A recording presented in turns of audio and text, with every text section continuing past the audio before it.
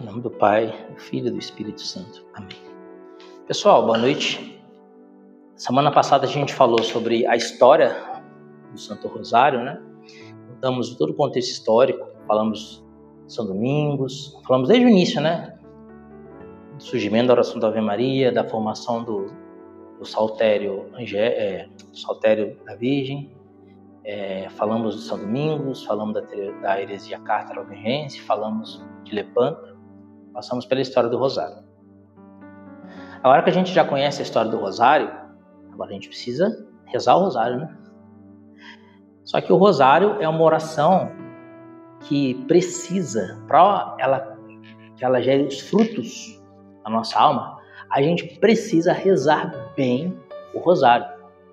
Porque o Rosário ele é uma fonte de graças tremenda, capaz de reproduzir a vida de Jesus em nós e capaz de nos manter fiéis a Jesus. Uma história interessante do Rosário é com relação aos jesuítas no Japão. O Japão, durante um bom período de tempo, perseguiu os missionários, né? Tem até a história do Padre Ferreira, que foi para o Japão e acabou apostatando para não morrer, etc. Mas diversos religiosos jesuítas foram mártires no Japão. Então, ali por volta de 1500, 1600, eles martirizavam todos os missionários católicos. Os jesuítas, então, sofreram demais no Japão. Eles tinha um lugar no Japão que era perto de um vulcão. Inclusive tem um filme que fala isso. Esqueci o nome do filme. Esse filme é muito bonito, inclusive. Deixa eu ver se eu acho aqui no Google, porque o Google sempre sabe de tudo, né, cara? Filme dos jesuítas no Japão. É um filme bonito, que mostra o martírio e tal. Eu vi esse filme já tem um tempo, já. Acho que ele é de 2016. Chama Silêncio o nome do filme. Olha, o Google é terrível, né? Esse aqui, ó, o nome do filme é O Silêncio. Esse daqui é o Padre Ferreira, que ele é representado nesse filme. Ele, inclusive, apostatou. Traiu Jesus. Negou Jesus para não morrer. Mas diversos religiosos morreram mártires, né? E nesse filme O Silêncio, tem essa cena em que eles pegam... deixa eu colocar aqui, o filme Silêncio, cena do vulcão. Do vulcão. O que é essa cena do vulcão? Eles chamavam esse lugar de inferno. Vamos ver se aparece aqui essa cena. Não apareceu. Enfim, eles chamavam esse lugar de inferno. Era um lugar em que tinha um vulcão que estava sempre em constante erupção e saía aquela água do subsolo, saía fervendo. Então eles pegavam, os jesuítas colocavam em cruzes, pegavam aquela água fervendo e ficava despejando água fervendo neles para eles negarem Jesus, né? Acabava dando banho neles de água fervendo. Então eles perdiam toda a pele, né? Arrancavam toda a pele. Depois que eles perdiam toda a pele, ia queimando os músculos e cozinhando os órgãos, e eles morriam nesse processo aí. Outra coisa que eles faziam com os jesuítas no Japão era colocar eles de cabeça para baixo num buraco. Então pendurava eles pelo pé, colocava a cabeça deles num buraco no chão, fazia um corte no pescoço, ia pingando uma gotinha de sangue e eles se afogavam no próprio sangue. Então se o sangue enchia nesse buraco, eles se afogavam no próprio sangue. Só que eles faziam um corte bem pequenino, porque esse processo demorava por volta de 16 horas. Eles ficavam 16 horas submersos ali, o sangue subindo, né? E até eles se afogarem com o próprio sangue. Chegar ao nariz, tampar a boca, demorava em volta de 16 horas. Então, eles torturavam muitos jesuítas. Não é à toa que o Padre Ferreira apostatou, né? E a gente não condena ele, porque não sei o que o Padre Ferreira viveu, né? Mas, enfim. E esse filme, O Silêncio, ele mostra que o Padre Ferreira, quando morreu e foi sepultado já idoso no Japão, ele foi sepultado conforme o ritual budista, que era o ritual do Japão, porque ele apostatou e ficou vivendo lá como se budista fosse, né? E na mão dele, ele tinha uma cruz, que ele havia guardado. Ele tinha uma cruz, e era uma cruz do rosário dele, do terço dele. Ou seja, ele apostatou para não morrer, mas guardou a cruz do rosário. E é isso que eu quero falar com vocês. Quando os jesuítas foram expulsos do Japão e mataram os últimos jesuítas, aqueles fiéis japoneses que haviam se convertido ao catolicismo, quando eles estavam indo ver os jesuítas serem levados para o martírio, eles choravam, né? Porque falaram, agora que vai ser de nós, porque sem padre você não tem missa, não tem eucaristia, não tem confissão, não tem nada, né? Se não tem padre, não tem nada. Não tem igreja sem padre, né? O que vai ser de nós agora? Porque os padres vão morrer e vão ficar sem padres. E aí um dos missionários que estava indo para o martírio falou assim para eles, assim, não tenham medo, Nossa Senhora do Rosário guardará a sua fé. Falei jesuítas, perdão, mas esse missionário ele era dominicano. Esqueci o nome dele, mas ele não era jesuíta, ele era dominicano. Ele falou isso daí, não tenha medo, Nossa Senhora do Rosário guardará a sua fé. Os outros que eu falei eram jesuítas mesmo, Padre Ferreira era jesuíta, todos os outros. Esse que foi morto nessa ocasião era dominicano. E eles entenderam que o mártir disse por último, Nossa Senhora do Rosário guardará a sua fé. E eles passaram a rezar então o rosário. E o Japão teve 200 anos sem nenhum missionário católico. 200 anos. Depois de 200 anos de história, o governo do Japão lá, o Império do Japão permitiu que os católicos voltassem para o Japão de maneira diplomática, né? O Vaticano conseguiu isso. Então voltaram os missionários para o Japão. E quando os missionários voltaram para o Japão, eles se surpreenderam. Porque já não era mais proibido ser católico no Japão. Até ali era proibido, né? A partir daquele momento não era mais proibido. E eles começaram a surgir diversos católicos que vieram procurar os padres que estavam chegando. Então os padres pensaram, se eu vou chegar, eu vou ter que evangelizar esse pessoal, explicar para eles quem é Jesus, explicar para eles quem era o sacramento. Mas os padres se surpreenderam, porque aqueles diversos japoneses os procuraram, já sabiam quem era Jesus, quem era a Santíssima Virgem, quais eram os sacramentos, inclusive eles já eram batizados. E aí o padre falou assim, mas como que vocês conseguiram se manter fiéis à igreja e com uma fé perfeita? E aí tem a importância da tradição, porque eles não tinham escritura, eles não tinham magistério, eles só tinham tradição, né? E aí o padre perguntava, como que vocês conseguiram manter a sua fé, conservar a sua fé, ao longo desses 200 anos sem igreja no Japão? Eles falaram assim, o rosário conservou a nossa fé. Então, meditando no rosário, a gente se lembrava sempre da encarnação do Verbo, da visitação da Santíssima Virgem. A gente lembrava do nascimento de Jesus, da apresentação de Jesus no templo, do reencontro de Jesus aos 12 anos. E assim eles meditavam um dogma da virgindade perpétua de Nossa Senhora no primeiro mistério. O dogma da encarnação do Verbo, o Verbo se fez carne. Eles meditavam no primeiro mistério glorioso, que Jesus ressuscitou no terceiro dia. Então, pela meditação dos mistérios do rosário, eles conservaram a fé. Naquela época, os mistérios eram apenas 3, não tinha os luminosos, que foram instituídos pelo Papa João Paulo II em 2002. Então, só tinha os 3 mistérios, gozosos, dolorosos e gloriosos. E, você sabe, o leigo pode batizar. Então, quando nascia um filho deles, secretamente eles o batizavam, em nome do Pai, do Filho e do Espírito Santo, com a ablução de água. Eles tinham o sacramento também do matrimônio, porque quem celebra o matrimônio são os noivos. Então, eles se casavam em sagrado matrimônio. E conservando esses 2 sacramentos, o batismo e o matrimônio, e rezando o rosário, eles guardaram a fé por 200 anos. Então, gente, você vê que isso daqui é uma arma. O demônio pensou que ele conseguiria extirpar a igreja do Japão, mas não conseguiu. A igreja permaneceu lá, por meio do rosário. Depois, no final da catequese, eu vou contar uma outra história também do Japão, e também relacionada ao rosário. Portanto, a gente percebe que a gente precisa rezar o terço, precisa rezar bem o terço, né?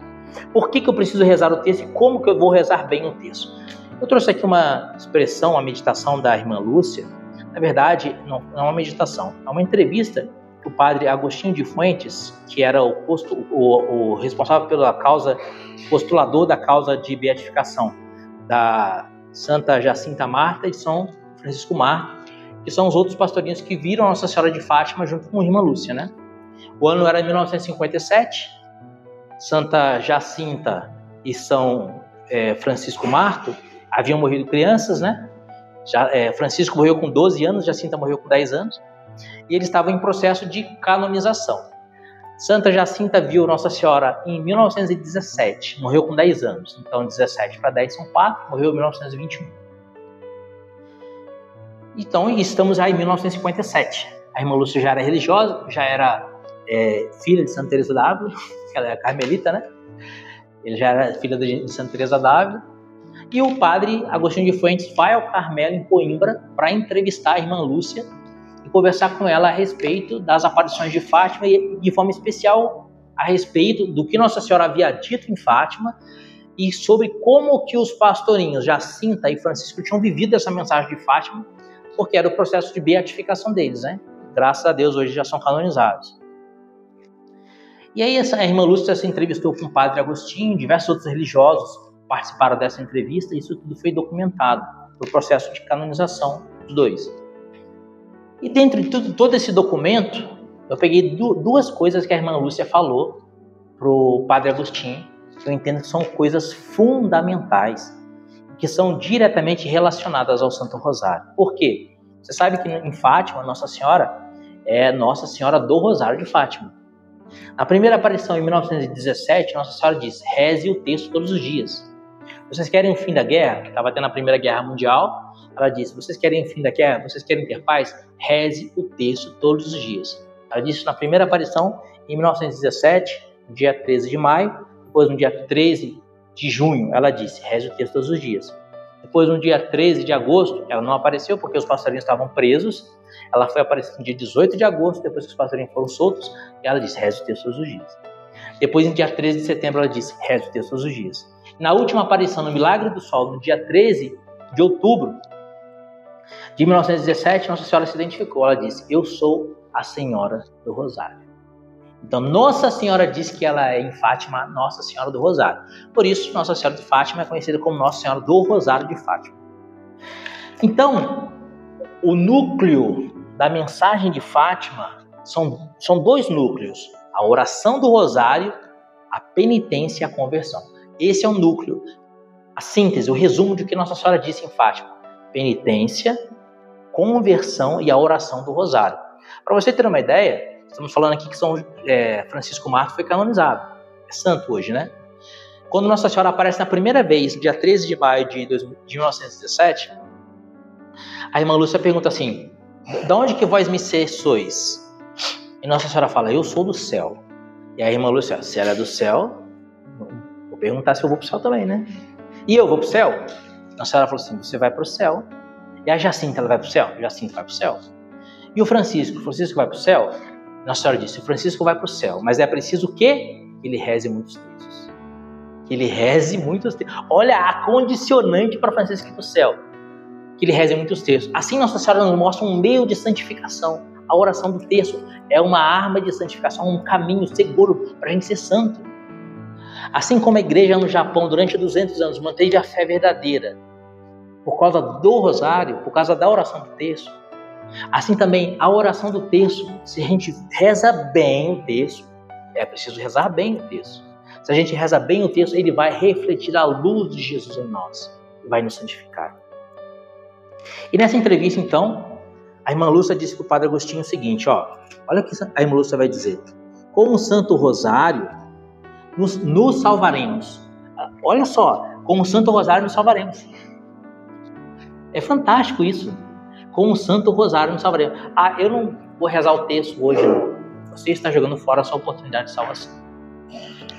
Você já pensou que com um tratamento, digamos assim, um tratamento de 30 minutos, você pode se livrar do câncer, que é o pecado? Isso aqui é uma quimioterapia de 30 minutos. A gente é doente pelo pecado. Aí eu não vou fazer minha quimio hoje, não. O câncer vai avançar e vai te matar. Faz o seu tratamento. Aí eu preciso fazer hemodiálise, meu rim não funciona. Mas essa semana eu não vou fazer, não. Por quê? Porque eu não quero. Vai morrer. Você precisa fazer hemodiálise.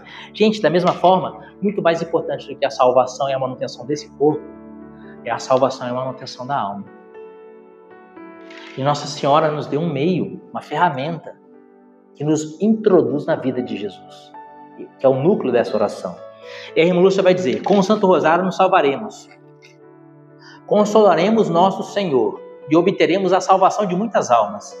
Então, rezando o texto, a gente não só se salva, mas a gente ajuda a Nossa Senhora a salvar muitas almas.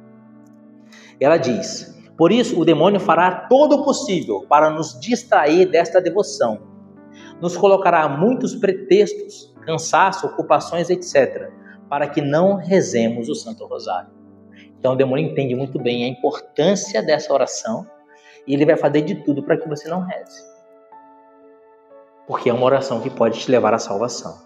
E aí ela continua dizendo para o padre Agostinho: olha só que interessante. não há problema, por mais difícil que pareça, seja temporal e, sobretudo, espiritual, seja referente à vida pessoal de cada um de nós, ou à vida de nossas famílias, do mundo, ou comunidades religiosas, ou à vida de povos ou nações, não há problema, repito, por mais difícil que seja, que não possa se resolver agora com a oração do Santo Rosário. É fantástico, né? Não há problema pessoal, nacional, internacional, na sua família, seja qual for o problema, não existe problema que não possa ser solucionado agora pela oração do Santo Rosário. Pela oração do Santo Rosário. Então, gente, daí a gente percebe o quão necessário é que a gente reze esse texto. A catequese de hoje é baseada nesse documento do Santo Padre e Papa João Paulo II, Rosário Virgens Maria. No prefácio, no preâmbulo desse documento, o Papa João Paulo II diz que o rosário é a oração predileta dele.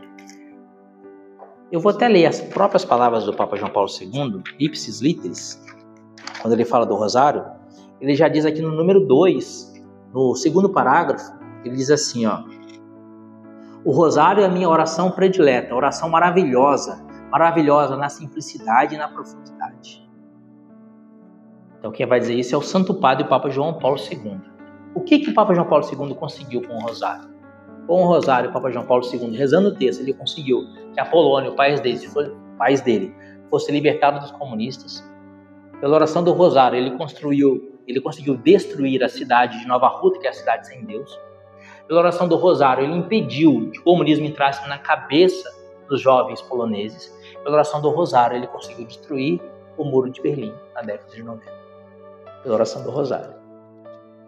E aí o Papa João Paulo II vai viver isso aqui que a irmã Lúcia vai dizer, que não existe problema que não possa ser solucionado pela oração do rosário. E na virada do século XX para o século XXI, na abertura do novo milênio, o que o Papa fez? Ele reuniu os bispos e os cardeais e de joelhos ele inaugurou o novo milênio rezando o rosário. Esse é o exemplo de um santo. Esse é um exemplo de um santo que precisa iluminar as nossas vidas. Gente, a irmã Lúcia dizia assim: o rosário é a arma de combate das batalhas espirituais dos últimos tempos. Estamos vivendo esses últimos tempos. Precisamos usar essa arma. Então, já que a gente meditou, já falei bastante sobre que a gente precisa rezar o texto, vocês entenderam? Eu quero falar para vocês agora como a gente vai rezar bem o Santo Rosário. Vou pegar aqui o documento do Santo Padre Papa João Paulo II, no número 12, em que ele faz uma citação do Marialis Cultus. Inclusive, essa citação a gente meditou semana passada, e eu quero retomar de novo a mesma coisa que a gente leu semana passada. É uma citação do Marialis Cultus, um documento do Papa Paulo VI, feita pelo Papa João Paulo II, já nas primeiras páginas desse documento, o Rosário Virgens Maria. Esse documento aqui é o documento no qual o Papa João Paulo II, no dia 16 de outubro de 2002, instituiu os mistérios luminosos. O Papa diz assim: o rosário, precisamente a partir da experiência de Maria, é uma oração marcadamente contemplativa. Então, o rosário é uma oração de meditação, de contemplação. Isso é importante. E aí ele vai dizer, privado dessa dimensão, ou seja, rezar o rosário sem meditar e sem contemplar, privado dessa dimensão, perderia o sentido. Como sublinhava Paulo VI, sem contemplação, o rosário é um corpo sem alma. E a recitação corre o perigo de tornar-se uma repetição mecânica de fórmulas. Assim, então, o Papa João Paulo II e o Papa Paulo VI, de mãos dadas, estão dizendo para a gente que o primeiro passo para a gente rezar o rosário é a gente entender que para rezar o rosário com fruto, eu preciso meditar os mistérios, certo? Então, a meditação é fundamental. Só que o que é meditar os mistérios? As pessoas confundem meditar os mistérios com anunciar o mistério. Então, a gente reza o rosário assim na igreja, ó. Nesse primeiro mistério, contemplamos o batismo de Jesus por São João Batista. Pai nosso que estais no céu, santificado seja o vosso nome. Ave Maria, 10 Ave Marias, glória ao Pai, ó meu bom Jesus. Nesse segundo mistério, contemplamos as bodas de Caná. Pai nosso que estais no céu. Isso não é meditar o mistério. E às vezes a pessoa fala assim, você meditou o mistério? Eu meditei. Ele não meditou, ele falou o mistério. Ele anunciou o mistério. E muitas pessoas, infelizmente, rezam um texto assim, só anunciando o mistério. Só que o fruto dessa oração, ela não vem do anúncio do mistério, ela vem da meditação do mistério. E aí é uma via de mão dupla. É possível meditar o mistério enquanto se reza as 10 Ave-Marias? É possível. Se você consegue, é possível. Mas, no meu entendimento e no entendimento do Santo Padre Papa João Paulo II, é necessário um silêncio. Vou pegar aqui o Papa falando sobre isso, para vocês não ficarem bravos comigo, vocês ficam bravos com o Papa. Deixa aqui quando ele fala do silêncio.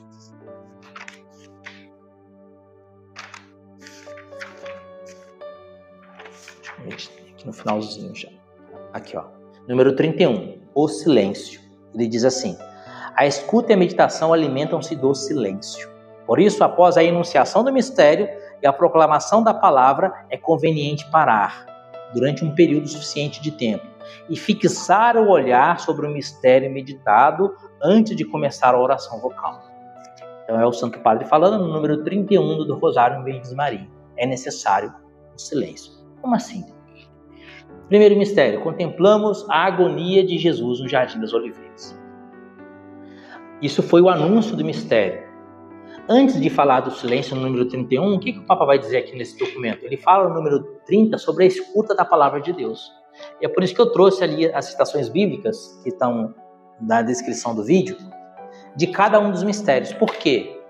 Esse primeiro mistério, contemplamos a agonia de Jesus no Jardim das Oliveiras. Então eu pego a minha Sagrada Escritura, abro Mateus, capítulo 26. Mateus, capítulo 26, versículo 36. E aí eu leio: retirou-se Jesus com eles para um lugar chamado Getsêmani e disse-lhes: assentai-vos aqui enquanto eu vou ali orar.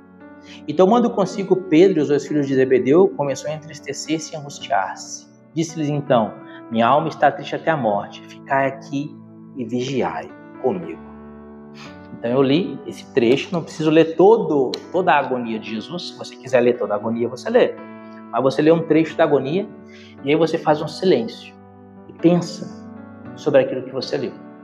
Então, durante um tempo, você pensa em silêncio, pensando o que Deus me fala nesse pequeno trecho que eu li sobre a sua agonia. Você lembra, Maria, o que a gente meditou hoje da agonia de Jesus no Jardim das Oliveiras? O que a gente meditou? Tá, mas qual que foi o fruto da meditação? Esqueceu? Tem que ter um fruto, né? Não pode esquecer o fruto. Que é o fruto da meditação que vai nos santificar. Aí que está a questão. A gente não meditou que Jesus falava assim: ficai aqui e vigiai comigo? Quanto que é importante a gente tirar um pedaço do nosso dia para fazer o quê? Ficar com Jesus e meditar com Ele, não é? Ficar com Jesus. Então Jesus disse: ficai aqui e vigiai comigo. A gente meditava isso hoje, quando a gente rezava o texto lá em casa, na agonia de Jesus. Então é preciso que você fique com Jesus. Pedro ficou com Jesus? Pedro ficou? Seu padroeiro? Estava cochilando. Seu padroeiro estava cochilando. Pedro, Tiago e João estavam cochilando, deixaram Jesus sozinho, não ficaram com Jesus. E aí, quanto tempo da nossa vida que a gente cochila na graça? Santo Agostinho de Hipona dizia assim: eu tenho medo da graça que passa. Jesus estava ali na agonia e eles cochilando. É até interessante o filme, aquele filme da Paixão de Jesus dos anos 70, que Jesus tem o olho azul. Esqueci o nome daquele filme. Já viram esse filme aí? Eu esqueci o nome desse filme aí, cara. É um filme bonito. Deixa eu ver aqui. Jesus, olho azul. Vamos ver se aparece no Google. Apareceu. É esse filme aqui, ó. Tem esse Jesus aqui. Ver se aparece aqui o nome do filme. Desse filme aqui, em que esse Jesus de olho azul aqui, quando Jesus está no Getsêmani, na sua agonia, Jesus de Nazaré é o nome do filme, de Robert Powell. O Cristo de Olhos Azuis, de Robert Powell, no filme clássico Jesus de Nazaré. O nome do filme é Jesus de Nazaré. Nesse filme aqui, Jesus de Nazaré, quando Jesus está no Getsemane, dormindo, rezando, né? Chega Judas com os caras para prender Jesus, e aí Judas passa no meio de Tiago e Pedro dormindo. Ou seja, o inimigo chega, o demônio chega, a gente está cochilando. Entendeu? Essa foi a imagem que o Robert Powell fez questão de deixar fixada nesse filme, nessa cena, né? Então você pensa em silêncio durante 1 minuto. Quanto tempo demora para rezar uma dezena, Maria? A gente marcou. 3 minutos e 46, 3 minutos e 33, né? A gente marcou quanto tempo demora para rezar 10 Ave Marias. Demora em média entre 3 minutos e 33 segundos e 3 minutos e 46 segundos. E inclusive quando o Antônio estava rezando, ele rezou 11 Ave Marias que ele errou, deu 3 minutos e 50. Então não é tanto tempo para rezar uma dezena, né? 3 minutos. 3 minutos que podem me salvar. 3 minutos, a gente não reza. Então se a gente for rezar o texto meditando 1 minuto de silêncio, de 3 minutos e 30 vai para 4 minutos e 30. Né? Não vai atrapalhar tanto o meu dia assim. Né? Não precisa ter tanta pressa para rezar o texto. Então, você faz esse silêncio e medita. Dessa meditação, você vai colher o seu ramalhete de oração, conforme vai dizer Santo Inácio de Loyola, nos exercícios espirituais. Santo Inácio de Loyola, que é o pai dos jesuítas. Santo Inácio de Loyola, ele vai dizer que quando a gente medita, a gente tem que trazer um ramalhete espiritual. O que ele quer dizer com isso? Quando você medita, você entra no jardim de Deus. E no jardim de Deus que você entra pela meditação, você vai colher algumas flores e vai trazer essas flores para a sua vida. O ramalhete espiritual é isso que eu estava comentando com a Maria. Então, eu meditei na agonia de Jesus, eu medito que eu tenho que dedicar um tempo da minha vida, ficar aqui e vigiar comigo. Porque se eu não vigiar, o que vai acontecer? Vigiar e orar para não cair em tentação. Porque o espírito está pronto, mas a carne é fraca. Então eu preciso dessa vigilância, dessa oração, desse momento com Deus todos os dias. Senão o inimigo vai entrar no jardim. Preciso estar vigiando. Esse é o ramalhete de oração. Você entendeu? É o fruto da meditação. Por exemplo, segundo mistério, fala um mistério aí, qualquer um. Fala um número de 1 a 20. Fala, Léo. De 1 a 20, qualquer número. 10. 10, qual que é o 10? O 10 é o quinto mistério luminoso, né? Que é a instituição da Eucaristia. Eu estou meditando ali que Jesus está instituindo a Eucaristia. Nossa, daí eu posso meditar em 1 milhão de coisas, né? 1 milhão de coisas. Mas eu vou meditar, por exemplo, João 6,48, que Jesus fala assim: eu sou o pão da vida. Vossos pais no deserto comeram maná e morreram. Eu sou o pão vivo descido do céu. Quem comer desse pão viverá eternamente, porque o pão que eu hei de dar é a minha carne para a vida do mundo. Se a Eucaristia, se o Santíssimo Sacramento é o próprio Jesus, e ele diz que ele está ali para a vida do mundo, significa que a minha vida eterna está intrinsecamente ligada ao Santíssimo Sacramento do altar. O próprio Jesus vai dizer: quem comer deste pão viverá eternamente. Se não comerdes a carne do Filho do Homem, se não beberdes o seu sangue, não tereis a vida em vós. Então a minha vida eterna está ligada ao Santíssimo Sacramento. Se a minha vida eterna está ligada ao Santíssimo Sacramento, aí eu posso fazer uma meditação seguinte. Imagine você, um paciente na UTI. A vida dele está ligada às máquinas. Se desliga as máquinas, o que acontece com ele? Morre. Se a minha vida está ligada ao Santíssimo Sacramento, se eu me afasto do Santíssimo Sacramento, eu morro espiritualmente. Então eu preciso estar unido a Jesus. Aí eu penso, como que eu vou estar unido a Jesus? Visitando Jesus no Santíssimo, adorando Jesus na Eucaristia, confessando para me preparar para a comunhão e comungando bem. Aí eu penso, eu tenho feito isso?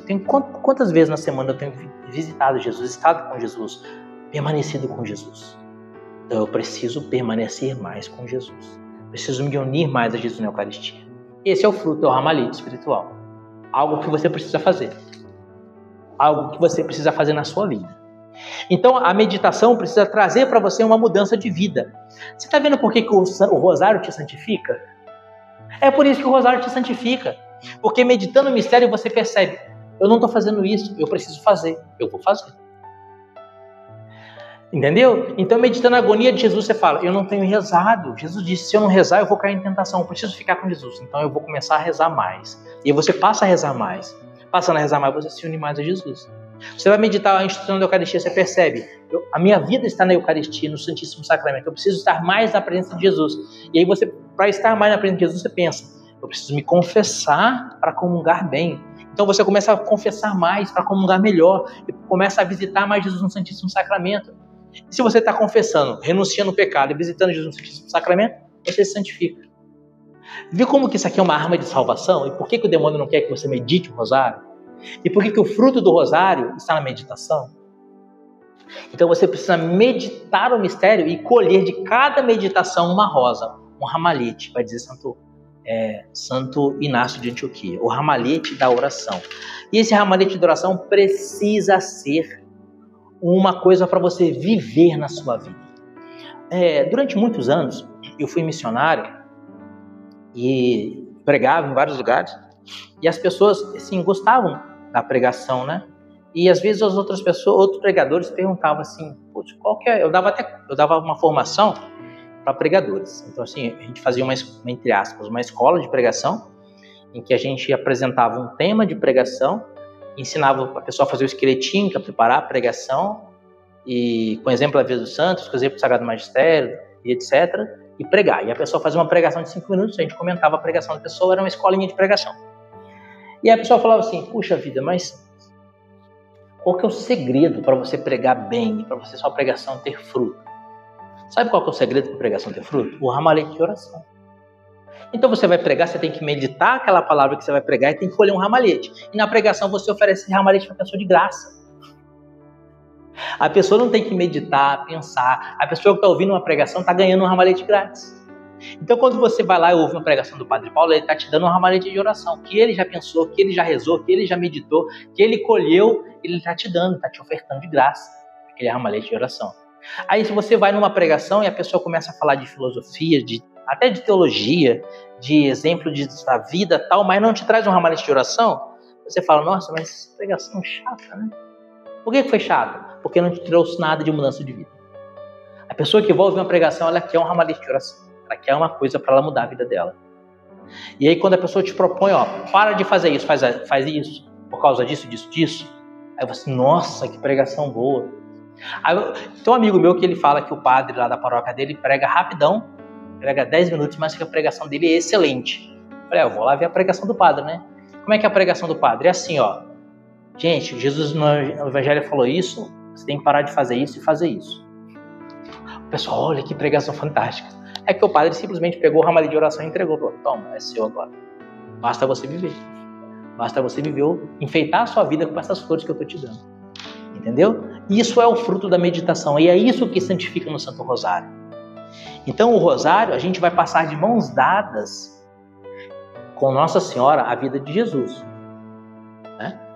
E para que isso tenha fruto, a gente vai ter que meditar. Então, gente, é muito fácil a meditação. É muito fácil. É simplesmente pensar naquilo que Deus te falou.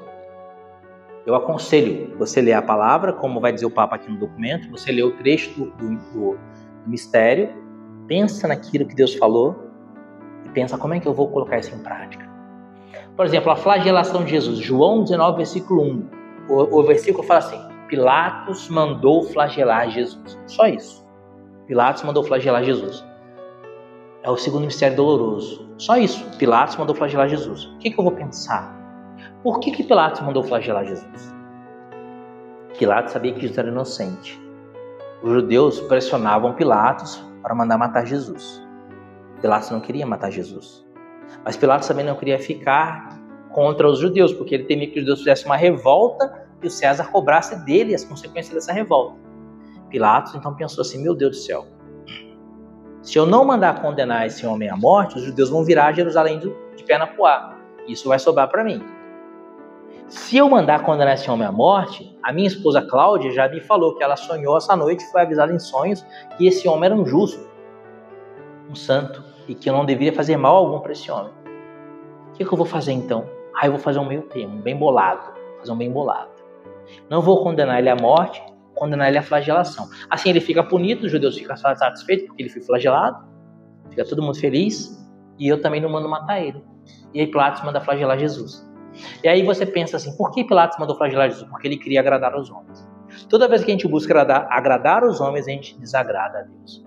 Toda vez que a gente busca fazer a vontade dos homens, a gente está flagelando Jesus.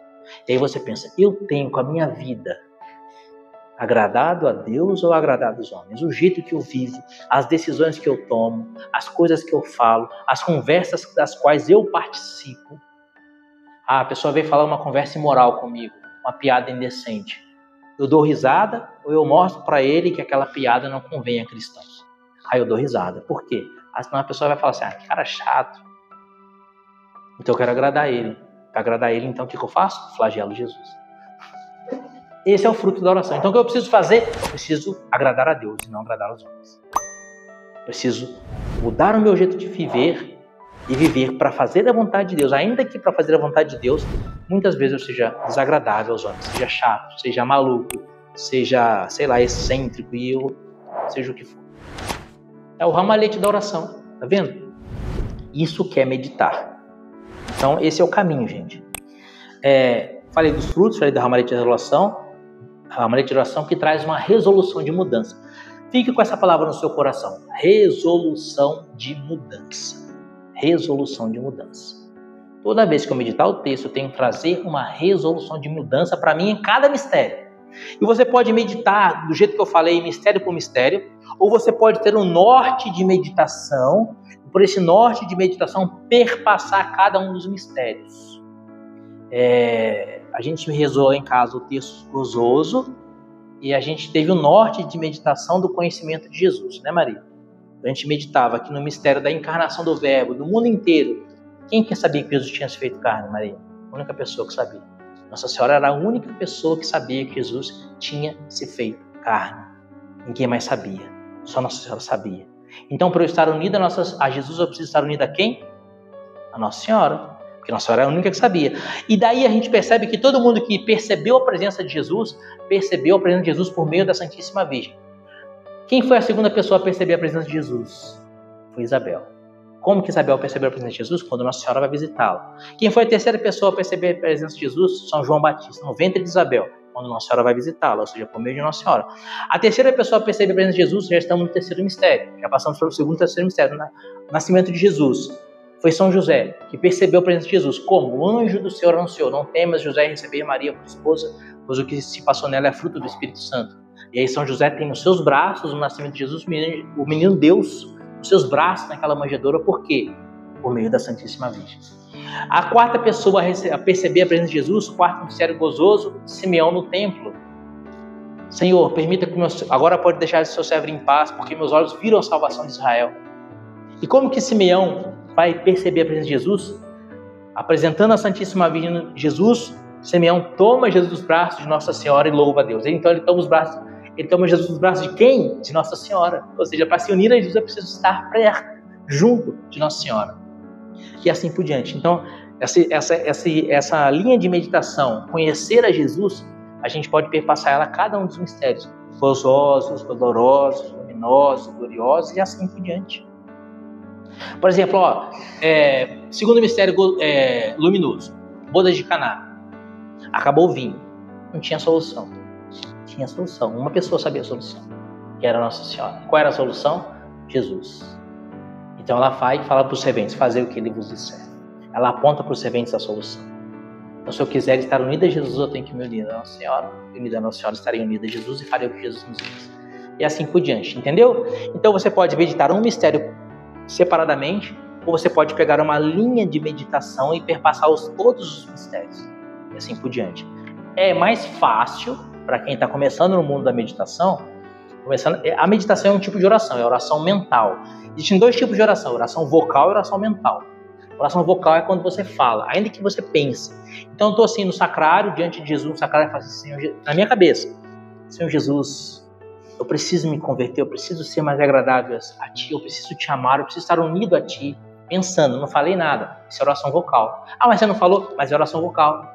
Eu estou falando com Jesus, ainda que não seja com palavras, estou falando com Jesus na minha mente, mas estou falando com Jesus. Oração vocal. Oração mental é a meditação. Quando eu vejo um mistério, uma palavra do Evangelho, uma pregação, um dogma da igreja, e eu, olhando aquele mistério, eu vejo o que esse mistério fala comigo, o que esse mistério me propõe de mudança de vida. E aí eu colho um ramalhete de oração.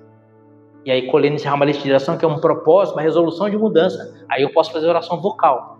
pedir, Senhor, me dá a graça de fazer essa mudança de vida, de abandonar tal pecado e assim por diante. Entendeu?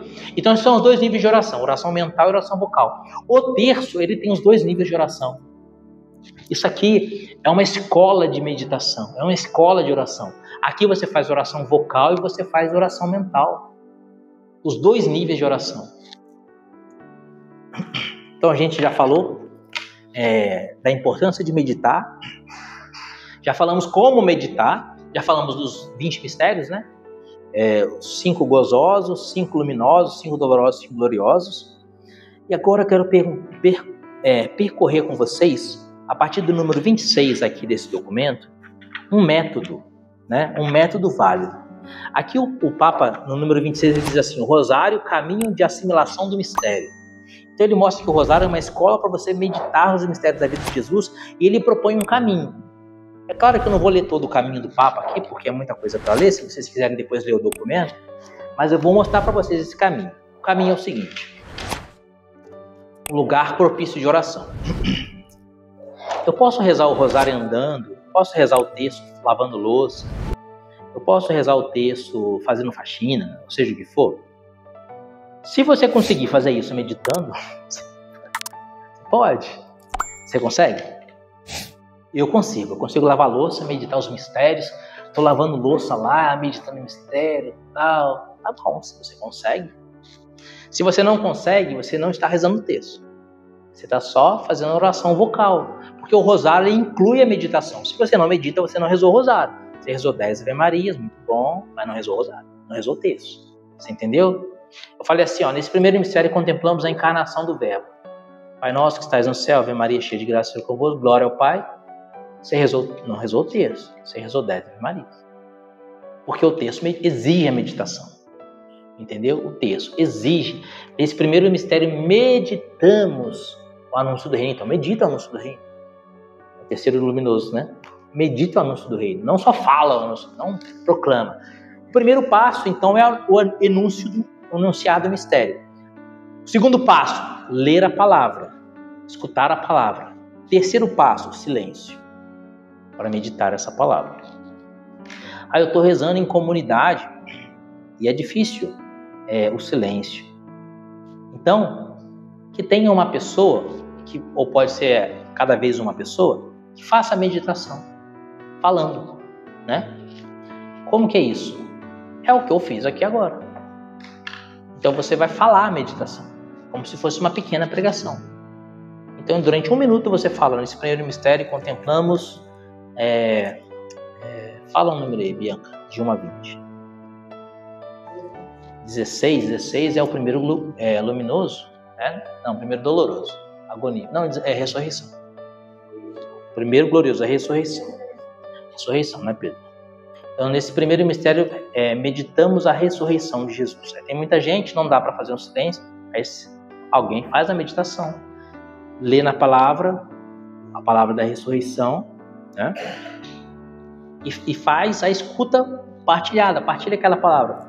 Nesse mistério a gente vê Jesus, que aparece aos discípulos de Emaús e caminha com eles ao longo de um dia inteiro, e eles não reconhecem a Jesus.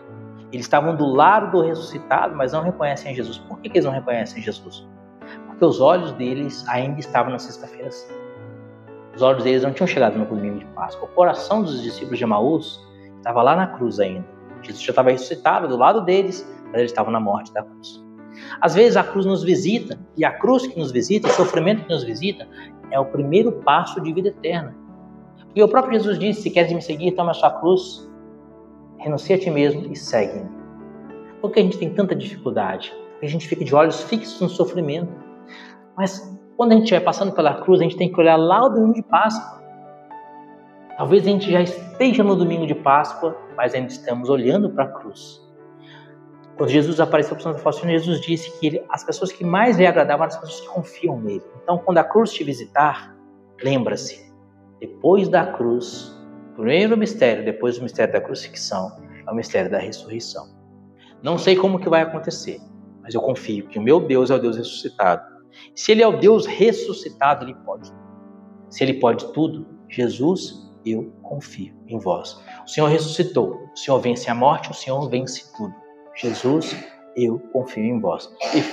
E fico tranquilo, esperando o domingo da Páscoa. Porque às vezes, o domingo da Páscoa está caminhando comigo o dia inteiro e eu ainda não o reconheci. Então, qual é o ramalhete dessa meditação? A confiança em Jesus nos momentos de dificuldade. Por que confiar em Jesus? Porque ele venceu a morte, ele vence tudo. Não estou passando por uma dificuldade, uma doença me visitou. Aí não é a última palavra, não é o fim. Não é o fim. O fim é a ressurreição. Esse é o ramalhete de oração. Então, essa meditação pode ser feita em silêncio, se você estiver sozinho, ou se você estiver em família, ou estiver na igreja. Essa meditação pode ser feita dessa forma. Alguém fazendo a meditação. Alguém oferecendo esse ramalhete para as pessoas que estão ali. Entendeu? Alguém oferecendo essa proposta, esse fruto, essa coisa a se fazer, essa mudança de vida. Depois, então, a gente vai rezar o Pai Nosso. O Pai Nosso é a oração que o Senhor nos ensinou. E aí, pessoal do segundo ano, a gente fez aquela meditação sobre a oração do Pai Nosso, né? E a gente percebe que o Pai Nosso é uma proposta de vida. Então a gente reza o Pai Nosso prestando atenção nos ensinamentos que Jesus nos dá na oração do Pai Nosso. Ao rezar as 10 Ave-Marias, a gente deve rezar as Ave-Marias com devoção, se lembrando com quem nós estamos falando, e durante a oração da Ave-Maria a gente deve pensar no mistério. Mas é difícil você rezar 10 Ave-Marias e continuar pensando no mistério. Ainda mais quando você tem contas para pagar e está chegando o 5º dia útil, né? E aí você começa pensando na encarnação do Verbo, Jesus que encarnou, mas você já termina na crucifixão, né? Está chegando as contas para pagar. E aí você fica pensando na luz, na água, no telefone, na internet, na prestação do carro, no IPTU, no IPVA, no seguro e etc. Você fala, nossa, qual mistério que eu estava mesmo? Tem muita gente que reza o texto, quando ele acaba o texto ele não sabe qual mistério que ele estava. Porque ele se esqueceu do mistério. Qual que é o segredo, então, para a gente não se esquecer e nos manter fixos no mistério? O Rosário das Cláusulas. Vocês já ouviram falar do Rosário das Cláusulas? Tem um monge cisterciense, que a gente não sabe quem é, porque os monges cistercienses não assinam as coisas que eles fazem. Eles publicam, mas eles não escrevem o nome de quem fez, né? É em segredo, fica para a ordem. Esse monge escreveu um livro em que ele propõe uma cláusula para ser falada em cada Ave Maria. Então você tem que ter o livro do monge do lado para você ir rezando a Ave Maria. São 150 cláusulas, porque na época ele escreveu nos Mistérios Luminosos. E aí você vai falando uma cláusula a cada 150 Ave Marias. Mas como a gente não tem o livro do monge, nem todo mundo tem essa possibilidade, aqui o Papa João Paulo II, no documento, ele nos apresenta um jeito de melhorar a meditação do mistério. Ele diz assim, as 10 Ave Marias. É muita coisa para ler, eu não vou ler tudo. Eu vou só falar de uma vez porque o tempo já está avançado, né? Ele fala que é o seguinte: você está rezando a Ave Maria, você está meditando a ressurreição de Jesus. Então você vai rezar assim, Você já leu a palavra, já anunciou, já leu a palavra, já fez o silêncio, já meditou, já colheu seu ramalhete de oração. Então o ramalhete de oração é que Jesus venceu a morte, ele vence tudo. Então posso confiar nele, porque ele vence tudo. Esse é o ramalhete, não é? Jesus venceu tudo. Então eu vou rezar assim, Ave Maria, cheia de graça, o Senhor é convosco, bendita sois vós entre as mulheres, bendito é o fruto do vosso ventre, Jesus, ressuscitado, que venceu a morte, vence tudo. Santa Maria, Mãe de Deus, rogai por nós pecadores, agora e na hora de nossa morte. Entendeu? Você permanece meditando aquilo. Ave Maria, cheia de graça, o Senhor é convosco, bendita sois vós entre as mulheres, bendito é o fruto do vosso ventre, Jesus, ressuscitado, que vence tudo. Santa Maria, Mãe de Deus, rogai por nós pecadores, agora e na hora de nossa morte. Há muita coisa para falar. Então vou fazer assim. Ave Maria, cheia de graça, o Senhor é convosco, bendita sois vós entre as mulheres, bendito é o fruto do vosso ventre, Jesus, ressuscitado, vencedor. Santa Maria, Mãe de Deus. Entendeu? E assim, em cada dezena. For encarnação do Verbo. Ave Maria, cheia de graça, o Senhor é convosco, bendita sois vós entre as mulheres, bendito é o fruto do vosso ventre, Jesus, o Verbo que se fez carne. Santa Maria, Mãe de Deus. Visitação. Ave Maria, bendito é o fruto do vosso ventre, Jesus, que visitou Isabel. Santa Maria, Mãe de Deus. Nascimento, Jesus. Ave Maria, bendito é o fruto do vosso ventre, Jesus, que nasceu pobre. Santa Maria, Mãe de Deus. E assim por diante. Crucifixão. Bendito é o fruto do vosso ventre, Jesus, crucificado. Santa Maria, Mãe de Deus. Entendeu? Assim você mantém os seus olhos sempre fixos no mistério. E quando você acabar a última Ave Maria, você vai fazer assim, a última Ave Maria. bendito é o fruto do vosso ventre, Jesus, ressuscitado, que venceu tudo. Santa Maria, Mãe de Deus. Você acabou de falar, ressuscitado que venceu tudo. Não é possível, você vai esquecer, né? Se você esquecer depois de falar a última Ave Maria, você está com um problema sério, tem que tomar um remedinho de memória. Então, gente, é um jeito de você se fixar no mistério. Outro jeito muito legal, que eu gosto muito para a gente se fixar no mistério, é você ter o mistério diante dos olhos, você vê o mistério. E aí existem vários meios. Por exemplo, quando a gente reza o texto doloroso, eu gosto de pegar aquele filme de Jesus, do Mel Gibson, A Paixão de Cristo, e eu ponho a trilha sonora do filme, só as músicas instrumentais, e ponho as cenas sem volume. Então, o volume só das instrumentais, seja no computador, na televisão, e aí eu vou meditar a agonia de Jesus e eu estou vendo ali a agonia de Jesus. Estou vendo as cenas da agonia de Jesus. Como que eu não vou meditar? Está diante dos meus olhos, estou vendo a agonia de Jesus. Vou meditar a flagelação, estou vendo a flagelação. E assim por diante. Vou meditar a encarnação do Verbo, eu ponho uma imagem de Gabriel, o anjo Gabriel anunciando Nossa Senhora. Eu fico vendo aquela imagem. Eu posso salvar no meu computador 10 imagens de anunciação. Cada Ave Maria eu vou passando uma imagem. Eu rezo uma Ave Maria, uma imagem do anjo anunciando. Aí passo, ponho outro quadro, outra imagem. E eu vou meditando imagem, sempre a imagem de Jesus, do anúncio do anjo a Nossa Senhora. E assim por diante, Pentecostes, todos os mistérios. Entendeu? Ter isso diante dos olhos é uma proposta também que o Santo Padre e o Papa faz nesse documento. Ter o mistério diante dos olhos.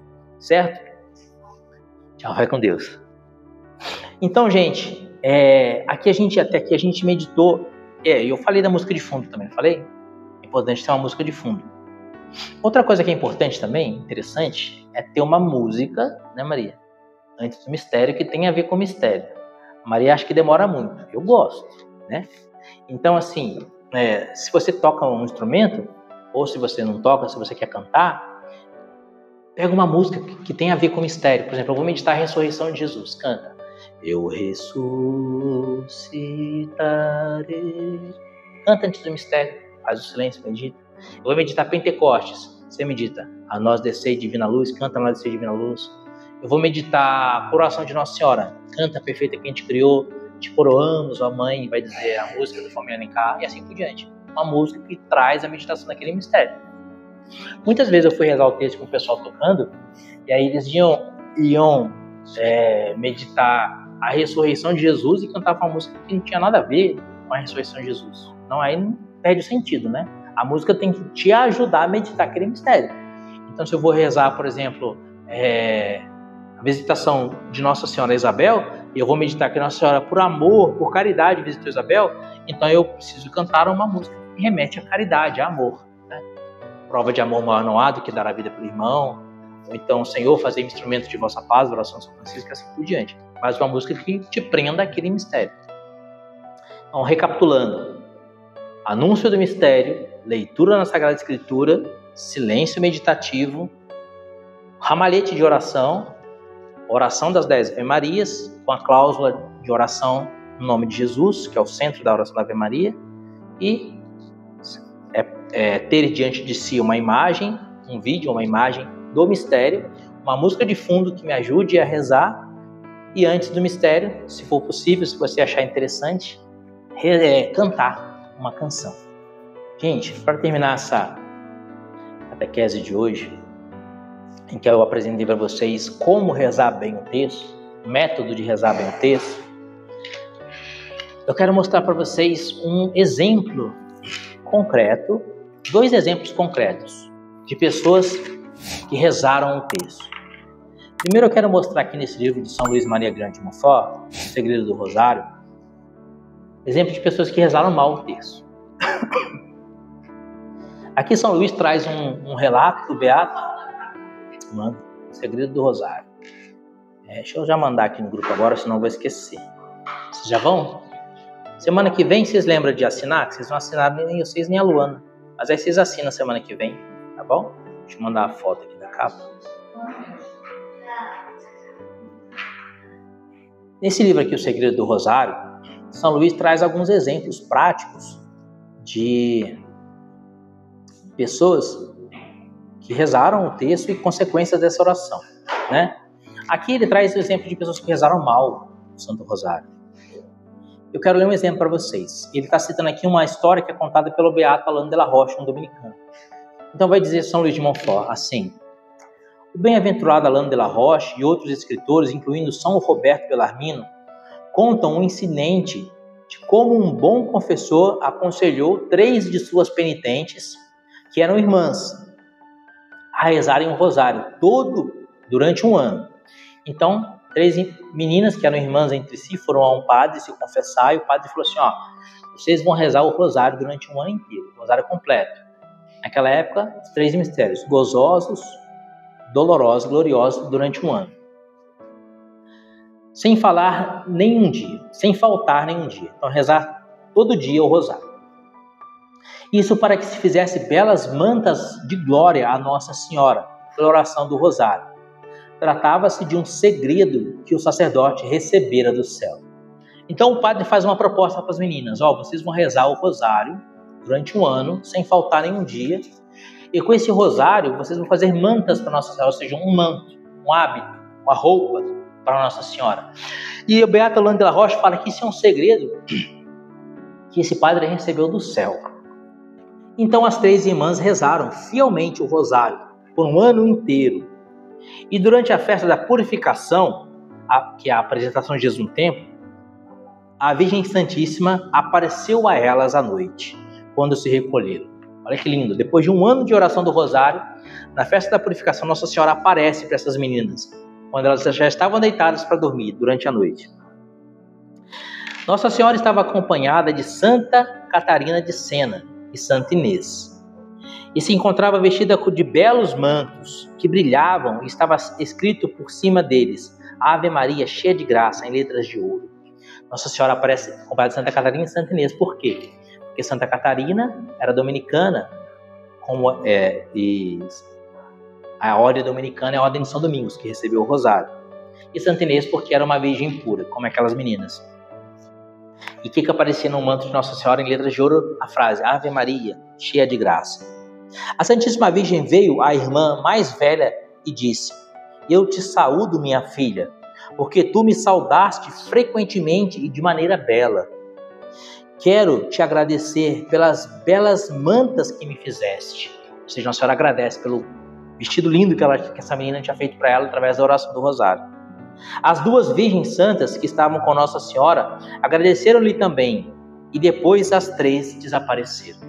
Então Nossa Senhora agradece, a irmã mais velha, Santa Catarina e Santa Inês agradecem, elas desaparecem. 1 hora mais tarde, Nossa Senhora e as 2 santas aparecem novamente a elas, mas dessa vez estava vestida de verde, sem qualquer letra de ouro, e não resplandecia. Então Nossa Senhora aparece novamente, mas agora vestida com a roupa verde, simples, sem letra de ouro, que não brilhava. Ela se dirigiu à segunda irmã e lhe agradeceu pelas mantas que ela fez ao rezar o seu rosário. Já que essa irmã tinha podido contemplar a Nossa Senhora quando aparecera para a irmã mais velha, muito mais bem vestida, perguntou-lhe qual a razão da mudança. Então essa menina perguntou: mas por que a senhora estava muito mais bonita, mais bem vestida, com letras de ouro, e vestido resplandecente quando apareceu para minha irmã? E agradeceu a minha irmã, e agora a senhora aparece com esse vestido verde, mais simples, sem letra de ouro, sem brilho. A Santíssima Mãe respondeu: tua irmã me fez roupas muito mais bonitas, porque ela rezou o seu rosário muito melhor do que tu. Então ela rezou o rosário com muito mais devoção, meditando, fez uma roupa muito mais bonita para Nossa Senhora. Essa menina também rezou o rosário todo dia, mas não rezou tão bem quanto a irmã.